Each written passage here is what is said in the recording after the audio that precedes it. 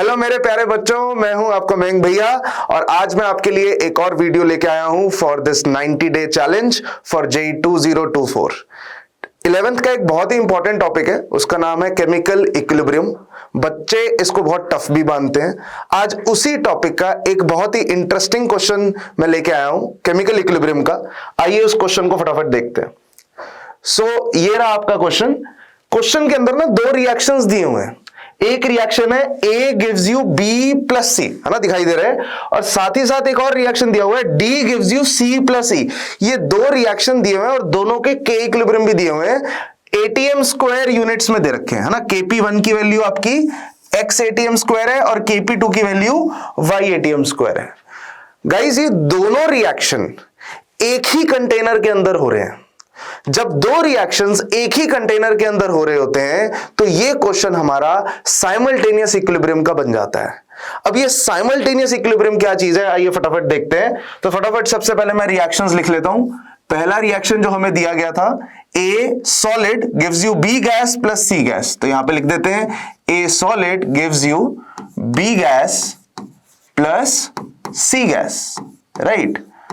आइए दूसरा भी लिख लेते हैं, D solid gives you C gas plus E gas, तो थोड़ा सा गैप देके D solid gives you C gas plus E gas, ठीक है।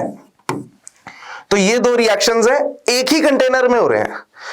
अब एक ही कंटेनर में हो रहे हैं तो इस क्वेश्चन को हम सॉल्व कैसे करते हैं। जैसे time t is equal to 0 पे, अब ये साइमल्टेनियस इक्विलिब्रियम का क्वेश्चन बन गया। जैसे time t is equal to 0 पे कुछ सॉलिड बचा हुआ है, ठीक है। मतलब मैंने ऐसे क्यों बनाया, क्योंकि आप जानते हो सॉलिड की एक्टिविटी हमेशा 1 होती है। सॉलिड की कभी भी हमें कंसंट्रेशन वगैरह लेनी नहीं पड़ती जब भी हम के इक्विलिब्रियम का एक्सप्रेशन लिखते हैं, राइट। ऐसे ही time t is equal to 0 पे यहां पे भी मैंने डी सॉलिड को ऐसे ही कुछ बना दिया, क्योंकि इसकी कंसंट्रेशन की हमें जरूरत ही नहीं है, ठीक है। तो time t is equal to 0 पे ये भी कुछ नहीं है, ये भी कुछ नहीं है, ये भी कुछ नहीं है, ये भी कुछ नहीं है। अब यहां पे हम time t is equal to t equilibrium पे डेटा लिखने वाले हैं। दोनों का time t is equal to t equilibrium पे डेटा लिखने वाले हैं। तो ये सॉलिड थोड़ा सा टूटेगा, A सॉलिड थोड़ा सा टूटेगा, जिसके कारण B और C दोनों गैसेस प्रोड्यूस होंगी। ऐसा मैं मान लेता हूं B का जो पार्शियल प्रेशर क्रिएट होगा, बिकॉज KP का एक्सप्रेशन लिखना है तो हमें पार्शियल प्रेशर लिखना चाहिए, तो डायरेक्टली एक्सप्रेशन लिखा जाएगा। अब जैसे अगर यहां से B P1 बन रहा है, P1 ATM बन रहा है, तो C भी कितना बनेगा, P1 ATM ही बनेगा, क्योंकि दोनों की स्टोइकियोमेट्री 1:1 है, तो प्रेशर भी दोनों का सेम ही क्रिएट होगा। ऐसे ही नीचे वाले क्वेश्चन में अगर आप देखो, ये थोड़ा सा पत्थर टूटा, मान लेते हैं ये P2 बना। अगर ये P2 बना तो डेफिनेटली ये भी P2 बनेगा। अभी तक हमने साइमल्टेनियस इक्विलिब्रियम वाली चीज यूज नहीं की। अब अगर आप ध्यान से देखो, दोनों में कॉमन प्रोडक्ट है। पहले वाले केस में C और दूसरे केस में C, दोनों में कॉमन प्रोडक्ट है। अब आप इमेजिन करो कि एक कंटेनर के अंदर एक सॉलिड टूट के C बना रहा है और दूसरा सॉलिड टूट के भी C बना रहा है, तो C तो दोनों के इक्विलिब्रियम में आना चाहिए ना। इसीलिए इसका C इसके इक्विलिब्रियम में भी आना चाहिए और नीचे वाला का C ऊपर वाले के इक्विलिब्रियम में भी आना चाहिए।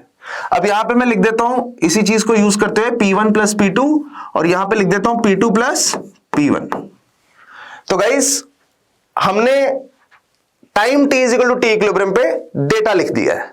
Once I am ready with the data, अब हम इक्विलिब्रियम के एक्सप्रेशंस लिखने वाले हैं। जैसे कि पहला है KP1 की वैल्यू x दे रखी है, तो गाइस KP1 का एक्सप्रेशन लिखते हैं। तो P1 into P1 plus P2, इसकी वैल्यू x है, ठीक है। तो KP1 की वैल्यू x है। दूसरा एक्सप्रेशन KP2 की वैल्यू y है।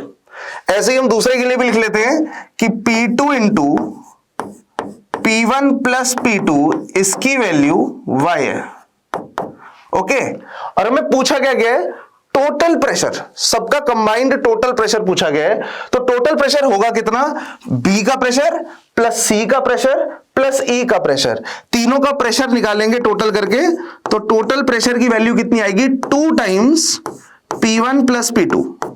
आई होप आपको समझ आ रहा है। टोटल प्रेशर में तीनों गैसेस के पार्शियल प्रेशर को हम ऐड कर देंगे, तो 2 टाइम्स P1 प्लस P2 आ जाएगी। अब हमें बस ये चीज निकालनी है यूजिंग दिस डेटा। तो एक चीज आपको समझ आ रही है, when you will add these two equations, तो ये क्या बन जाएगी, P1 प्लस P2 का square which will be equal to x plus y. तो जब आप इसका डेटा यहां पे यूज करते हो तो ये आ जाएगा 2 times under root of x plus y. आइए देखते कोई ऑप्शन है क्या मैच करता हुआ। Yes, option B is correct. तो बच्चों ये था हमारा आज का क्वेश्चन। आई रियली होप कि आपको ये क्वेश्चन अच्छे से समझ आ गया होगा, आपने कंसेप्ट्स को अच्छे से समझ लिया होगा। अगर आपको ऐसे ही कंटेंट और फॉलो करना है तो please like and subscribe our channel और फॉलो करते रहिए इस 90 डे चैलेंज वीडियो सीरीज को। Thank you guys, thank you.